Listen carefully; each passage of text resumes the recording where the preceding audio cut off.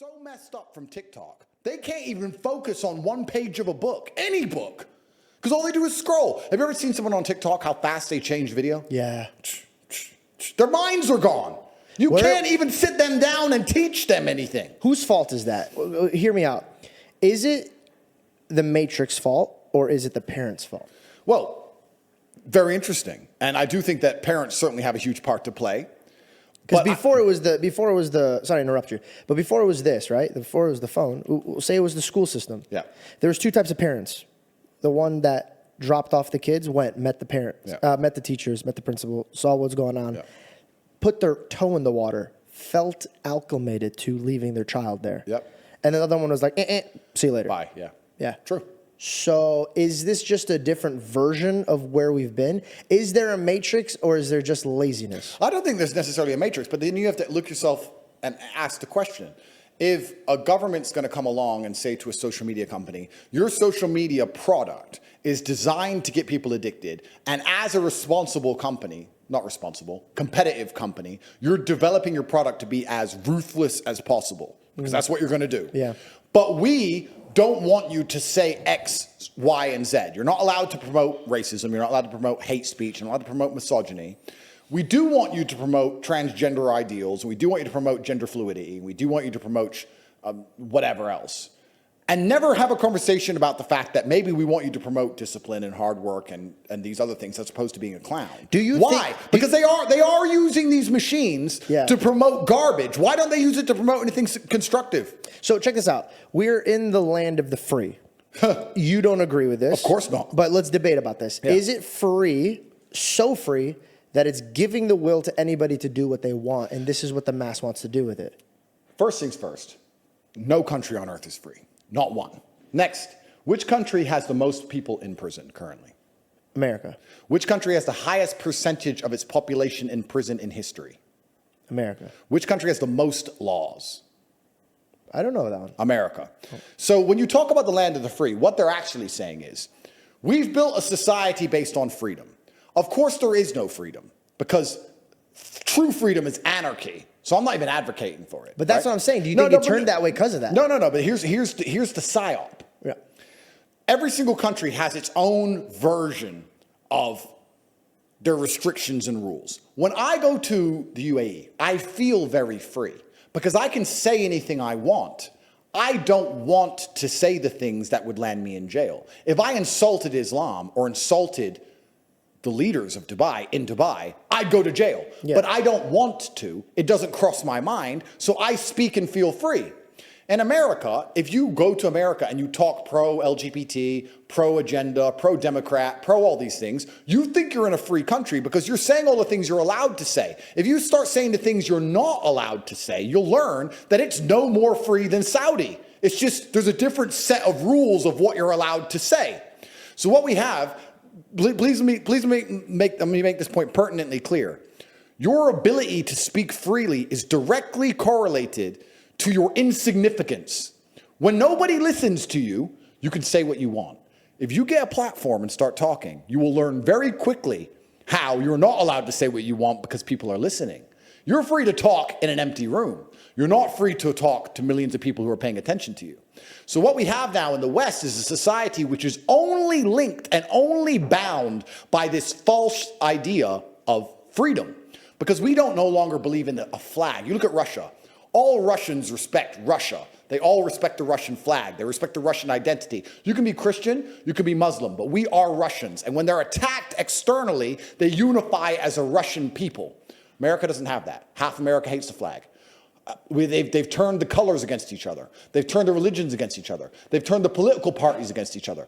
Nothing unifies. When a house is divided, it falls. Yeah, a house is divided, it falls. Nothing unifies America besides the illusion of freedom. So, when you have the most controlled nation on earth with the most laws and the most people in jail, and the only thing that's preventing absolute anarchy and unifying the people is the illusion of freedom, how do you do that? What you do is you make sure that nobody's free to do anything important, like speak about important issues, but you allow people to be free to do dumb shit.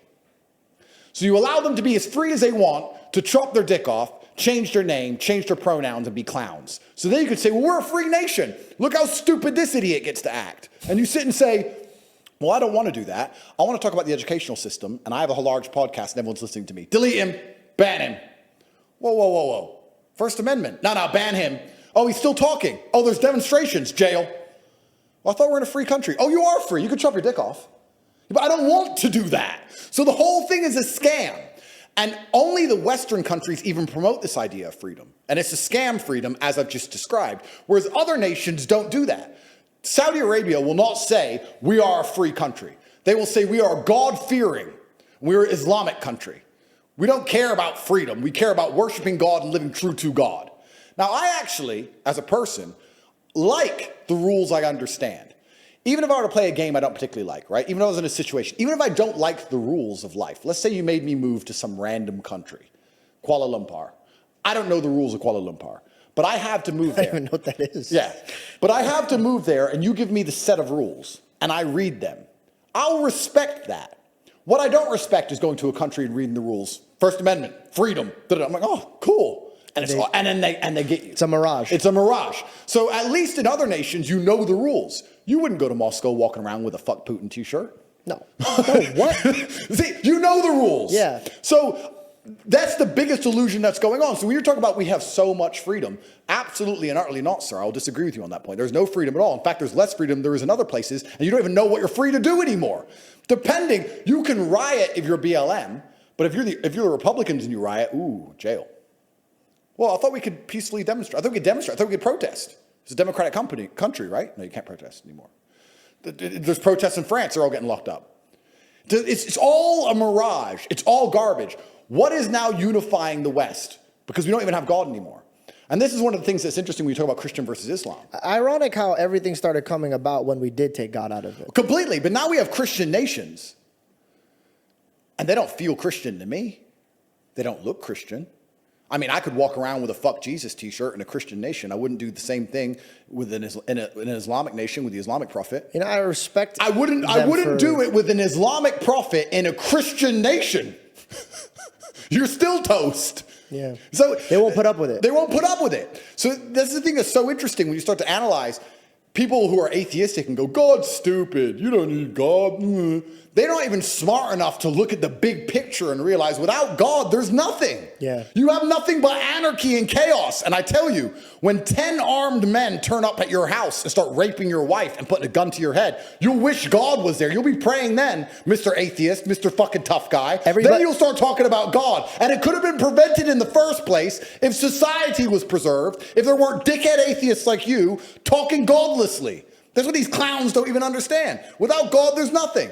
It's all a joke. It's perfect that you say that because every man knows God when he's at his lowest place. Oh, they were praying on that submarine. Woo! They got the candles out. They had the little picture of Jesus. It's like, who's got a picture of Jesus? Anyone got a picture of Jesus? Ah, shit. Oh my God, that was so. You catch me with the left, bro. You catch me sometimes. They were praying, sir.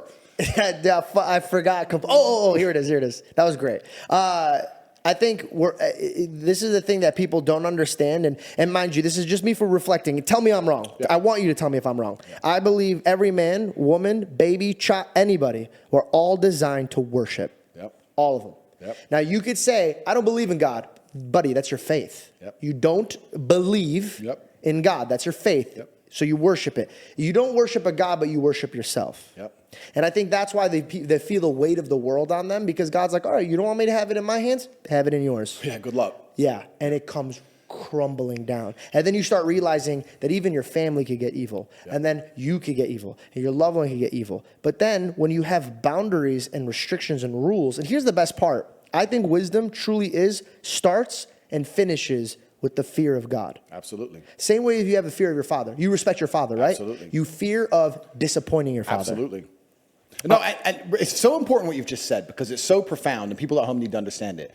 All humans are meant to worship, and this is true. The godless, atheistic, left-wing psychos worship the pride flag and abortion. Watch them. Look at them. They worship it. They go, they turn up, they scream its name, they try and promote it, they worship it. Or you have famous men who will worship fame. or worship their girlfriend, worship their wife. If you believe in God, you're not going to worship your wife. You're going to respect your wife. You're going to do your very best to do good by her. But you worship God. You're not going to allow a woman to trounce all over you. You're like, no, sorry, we live within certain boundaries within this house, and we're a religious household, and you're not going to do that. Otherwise, we're not going to be together anymore. This is how it works. We're a religious household. Yep. But everybody worships something. Yeah. By talking about being an atheist, you think you're just showing the world how smart you are and that nothing's above you, but it's absolutely not the opposite. Now you're showing that dumb shit's above you. You're worshiping fame, you're worshiping clicks, likes, money, some other person, some human. It's garbage. It's crazy to me that, I talk about OnlyFans girls, and no disrespect to them. And the reason why I have no disrespect to them is because I believe that I was blessed with a home that teaches me about making decisions for my future. Yeah. And I can't point my finger at a female or a man who's making decisions that they didn't have loved ones to tell them, like, hey, don't just plan for right now. We got to plan for your future. Yep. Everything starts in the home. Yep. And if you notice, 90 or so crazy percent of people that are in prison, they don't have a father. Yeah. And there's a lot of situations that stem from not having a good example in your life. Agreed. So let's circle back to the home, right? We can't control the government. We can't control the matrix. We can't control the schools. Yeah. But we can control what goes inside and outside of this home. Yep. And that's a very powerful, powerful, powerful thing that people are not circling around. But only if the man is the man of the house. Yes. Only if he is not feminized.